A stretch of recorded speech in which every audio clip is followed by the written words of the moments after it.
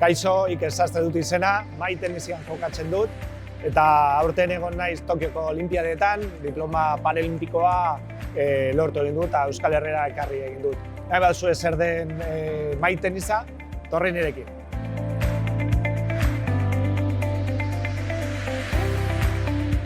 Bueno, joko hau nahiko erraza da. Materiala ikusten duzuenez, pala bat eta pilota bat.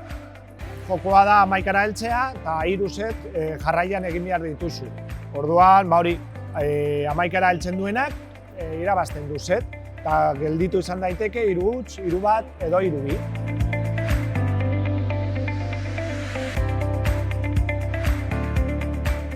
Bueno, maiteniza, kirol guztiak bezala, apur bat, beroketa ariketak egin behar ditu. Normalean hasten gara sorbaldetatik, mugimenduak egiten, hamar aurrera, hamar atzera, adibidez.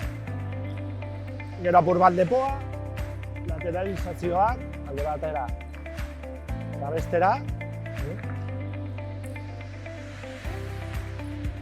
Eta gero egin dezakeguna da, kaderak mugitu, oso importantean da, zere mugimendua askok kaderetatik irtetzen dira, sorbaldetatik eta kaderetatik. Bueno, gero egin dezakegu mugimendu materialarekin eta pilotarekin toke batzuk, toke txikitxoak, toke handiagoak, eta beltza, gorria, eta hori da guztia.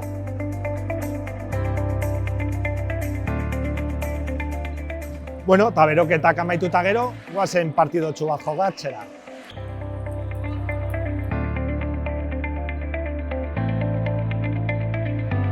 Bueno, orain zakea egingo dugu. Zakea da apur bat ezberdina. Lehenengo eman behar du botea gure zelaian, eta gero beste zelaila botea egin behar du, Eta, bueno, mugimenduak berdinak dira, hasiko gara zakea egiten, eta gero drive edo eskuina, Bat, hau da, eskuina, gero aldatuko dugu eskerrera, eskerra,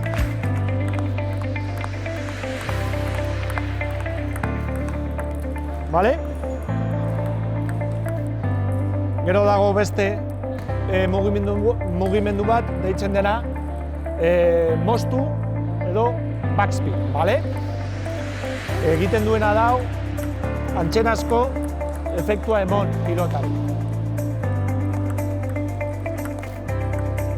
Mugimendu apur bat defensiboa da, Bain guztian.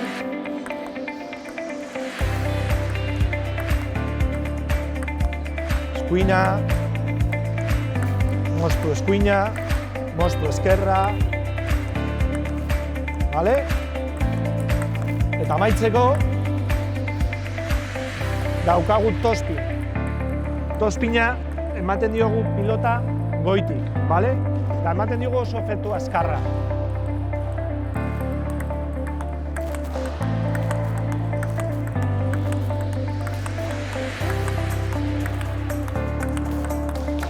Hau eskuina eta eskerra,